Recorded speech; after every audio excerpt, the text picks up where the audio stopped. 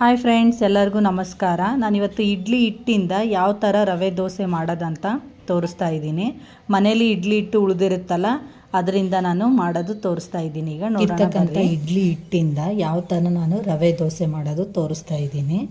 ಈಗ ನಾನು ಇಡ್ಲಿ ಹಿಟ್ಟನ್ನ ಈ ಥರ ಹಾಕ್ತೀನಿ. ನೀವು ಇದಕ್ಕೆ ನಿಮ್ಗೆ ಅಳತೆ ಬೇಕಂದ್ರೆ 2 ಬಟ್ಲಷ್ಟು ನೀವು ಇಡ್ಲಿ ಹಿಟ್ಟು ತೊಗೊಂಡ್ರೆ 1 ಬಟ್ಲಷ್ಟು ಮೈದಾನ ಹಿಟ್ಟು ಹಾಕ್ಕೊಳ್ರಿ. ಈಗ ನಾನು 4 ಸ್ಪೂನಷ್ಟು ಇಡ್ಲಿ ಹಿಟ್ಟು ಹಾಕ್ಕೊಂಡಿನಿ. ಈಗ ನಾನು ಅದಕ್ಕೆ 1 ಸ್ಪೂನಷ್ಟು ಮೈದಾ ಹಿಟ್ಟು ಹಾಕ್ಕೋತೀನಿ. ಈಗ ಒಂದು ಸ್ಪೂನಷ್ಟು ಮೈದಾ ಹಿಟ್ಟು ಹಾಕ್ಕೋತೀನಿ. ನೀವು ಇನ್ನೂ ಸ್ವಲ್ಪ ನನಗೆ ಬೇಕು ಅನಿಸಿದರೆ ಇನ್ನೊಂದು ಸ್ವಲ್ಪ ಹಾಕ್ರಿ. ಈಗ ನಾವು 4 ಸ್ಪೂನ್ ಹಿಟ್ಟು ಹಾಕಿನಲ್ಲ, ನಾನು ಈಗ 1.5 ಸ್ಪೂನಷ್ಟು ಮೈದಾ ಹಿಟ್ಟು ಹಾಕಿನಿ. ನಿಮ್ಗೆ ಇನ್ನೂ ಮೈದಾ ಹಿಟ್ಟು ನನ್ನ ಕರೆಕ್ಟ್ ಪ್ರಮಾಣ ಬೇಕಂದರೆ 2 ಸ್ಪೂನ್ ಹಾಕ್ರಿ. ಇದಕ್ಕೇನು ಇಷ್ಟೇ ಅಂತ ಏನೋ ಅಳತೆ ಇಲ್ಲ, ನೀವು ಅಂದಾಜು ಮೇಲೆ ಆದ್ರೂ ಹಾಕ್ಬೋದು. ನೀವು 1 ಕಪ್ ಅಷ್ಟಾದ್ರೂ ಹಾಕ್ಕೊಳ್ರಿ, ಇಲ್ಲ 2 ಕಪ್ ಆದ್ರೂ ಹಾಕ್ಕೊಳ್ರಿ, ನಡೆಯುತ್ತಾ. ಈಗ ಇದನ್ನು ನೀಟಾಗಿ ಕಲಿಸ್ಕೊಳಮ್ರಿ.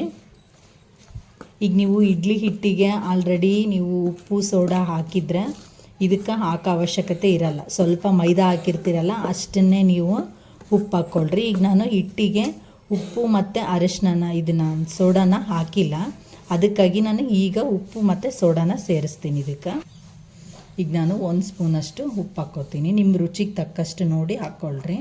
ಈಗ ನಾವು ಮೊದಲೇ ಹಿಟ್ಟಿಗೆ ನಾವು ಉಪ್ಪು ಸೋಡಾ ಹಾಕಿದರೆ ಹುಳಿ ಬರುತ್ತಂತ ನಾನು ಹಾಕಿಲ್ಲ. ಈಗ ಸ್ವಲ್ಪ ಕಲರಿಗಂತ ನಾನು ಸಕ್ಕರೆ ಹಾಕ್ಕೋತೀನಿ.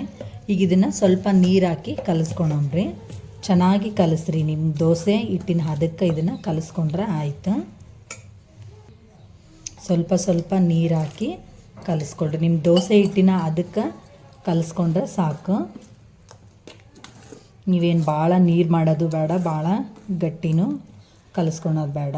ಈ ಹದದಲ್ಲಿದ್ದರೆ ನಿಮ್ಗೆ ದೋಸೆ ಹಾಕೋಕ್ಕೆ ಚೆನ್ನಾಗಿ ಬರ್ತತೆ. ನೀವು ಇಡ್ಲಿ ತಿಂದು ಬೇಜಾರಾಗಿತ್ತು ಅಂದರೆ ಈ ಥರ ನೀವು ದೋಸೆನ ಮಾಡ್ಕೊಳ್ರಿ. ನೀವು ಮಾರನೇ ದಿನವೂ ಅಷ್ಟು ಟೇಸ್ಟೂ ಚೆನ್ನಾಗಿರ್ತಾವ. ಈಗ ನಾವು ಕಲಸಿ ರೆಡಿ ಮಾಡಿರ್ತೀವಲ್ಲ, ಈಗ ಇದಕ್ಕೆ ನೀವು ಬೇಕನ್ಸಿದ್ರೆ, ನಿಮಗೆ ಇಷ್ಟ ಅನಿಸಿದರೆ ನೀವು ಈ ಥರ ಕ್ಯಾರೆಟ್ ತುರಿನ ಹೆಚ್ಕೊಂಡು ಕಲಿಸ್ಕೊಳ್ರಿ. ಕ್ಯಾರೆಟು, ಸೌತೆಕಾಯಿ ಈ ಥರ ನೀವು ಯಾವುದನ್ನಾದರೂ ಹಾಕ್ಕೋಬೋದು, ನಿಮ್ಮ ಟೇಸ್ಟಿಗೆ ಬಿಟ್ಟಿದ್ದು. ಸ್ವಲ್ಪ ಇದಕ್ಕೆ ನಾನು ಕ್ಯಾರೆಟ್ ಮತ್ತು ಕೊತ್ತಂಬರಿನ ಉದುರಿಸ್ತಾ ಇದ್ದೀನಿ. ಈಗ ಇದನ್ನು ಚೆನ್ನಾಗಿ ಕಲಿಸ್ಕೊಂಬಿಡೋಣ್ರಿ.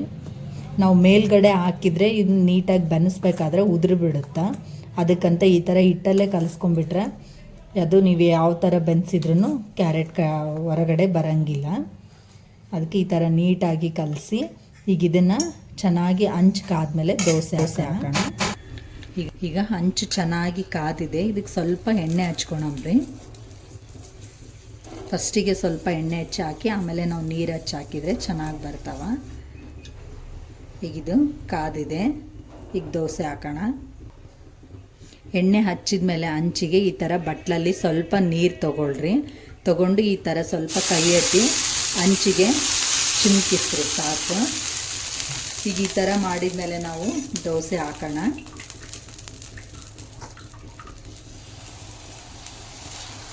ಈ ಥರ ನೀಟಾಗಿ ನೀವು ದೋಸೆ ಹಾಕ್ಕೊಳ್ರಿ. ನೀವು ತೆಳ್ಳಗೆ ಬೇಕನ್ಸಿದ್ರೆ ತೆಳ್ಳಗೆ ಹಾಕ್ಕೊಳ್ರಿ, ಇಲ್ಲ ನಾನು ಬ್ರೆಡ್ ದೋಸೆ ಥರ ದಪ್ಪ ಮಾಡ್ಕೊತೀವಂದ್ರೆ ಆ ಥರನೂ ಮಾಡ್ಕೋಬೋದು. ನಾನು ಇದೇ ಇಡ್ಲಿ ಹಿಟ್ಟಿಂದ ಬ್ರೆಡ್ ದೋಸೆ ಯಾವ ಥರ ಮಾಡೋದಂತ ನೆಕ್ಸ್ಟ್ ವಿಡಿಯೋದಲ್ಲಿ ತೋರಿಸ್ತೀನಿ. ನೀವು ಈ ಕ್ಯಾರೆಟ್ ಹಾಕಿರೋದ್ರಿಂದ ಸ್ವಲ್ಪ ತೆಳ್ಳಗೆ ಹಾಕೋಕ್ಕೆ ಅಷ್ಟೊಂದು ತೆಳ್ಳಗೆ ಬರಲ್ಲ. ನೀವು ಕ್ಯಾರೆಟ್ ತುರಿ ಹಾಕ್ಲಾರ್ದೇ ನೀವು ಮಾಡಿಕೊಂಡ್ರೆ ಭಾಳ ಚೆನ್ನಾಗಿ ತೆಳ್ಳಗೆ ಬರ್ತಾವ. ಈಗ ನಾನು ನೆಕ್ಸ್ಟ್ ಇನ್ನೊಂದು ಅದೇ ಥರನೇ ಹಾಕಿ ತೋರಿಸ್ತೀನಿ. ತೆಳ್ಳಗೆ ಹಾಕಿ ಇದು ಚೆನ್ನಾಗಿ ಬೆನಿಲಿ. ಈಗ ಎಣ್ಣೆ ಹಾಕೋಣ. ಇದಕ್ಕೆ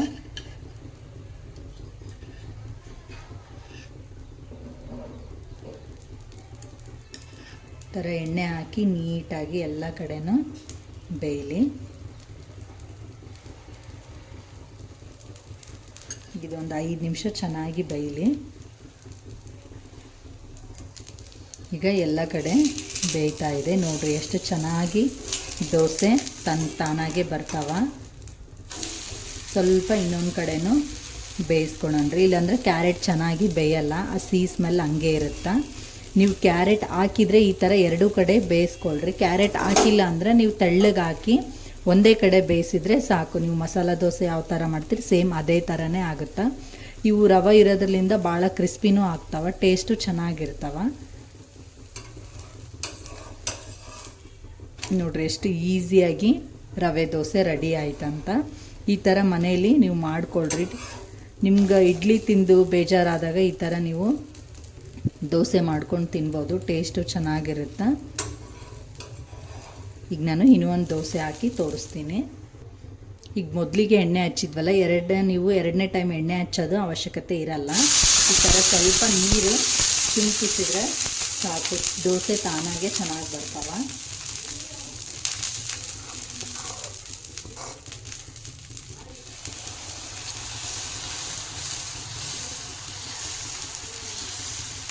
ಈ ಥರ ನೀಟಾಗಿ ನೀವು ಸ್ವಲ್ಪ ತೆಳ್ಳಗೆ ಬೇಕನ್ಸಿದ್ರೆ ಹಾಕ್ಕೊಳ್ರಿ. ನೋಡಿರಿ ಈಗ ತೆಳ್ಳಗಾಯಿತು ದೋಸೆ ಇದು. ಈ ಥರ ನೀವು ತೆಳ್ಳಗೆ ಬೇಕಂದ್ರೂ ಹಾಕ್ಕೋಬೋದು, ದಪ್ಪ ಬೇಕಂದ್ರೂ ನೀವು ಯಾವ ಥರ ದೋಸೆ ಹಾಕಿದ್ರು ದೋಸೆ ಮಾತ್ರ ಚೆನ್ನಾಗಿ ಬರ್ತಾವೆ. ಈ ಥರ ಸ್ವಲ್ಪ ಮೇಲ್ಗಡೆ ಎಣ್ಣೆ ಹಾಕ್ಕೊಳ್ರಿ. ನಿಮ್ಗೆ ಇದಕ್ಕೆ ಬೇಕಂದ್ರೂ ಮಸಾಲನೂ ಮೇಲ್ಗಡೆ ಉದುರಿಸ್ಕೋಬೋದು. ನಿಮ್ಮ ತಿನ್ನೋರು ಅವ್ರವ್ರ ಇಷ್ಟಕ್ಕೆ ತಕ್ಕಂಗೆ ನೀವು ಮೇಲ್ಗಡೆ ಮಸಾಲನೂ ಹಾಕ್ಕೊಂಡು ತಿನ್ಬೋದು. ಈಗ ನೋಡಿರಿ ಚೆನ್ನಾಗಿ ತೆಳ್ಳಗೆ ಹಾಕಿರೋದ್ರಿಂದ ಬೇಗನೆ ಬೆಂದೈತೆ. ನೋಡಿರಿ ಎಷ್ಟು ತೆಳ್ಳಗೆ ಎಷ್ಟು ಚೆನ್ನಾಗಿ ಬಂದೈತೆ ಅಂತ. ಇದು ದೋಸೆ ರೆಡಿ ಆಯಿತು.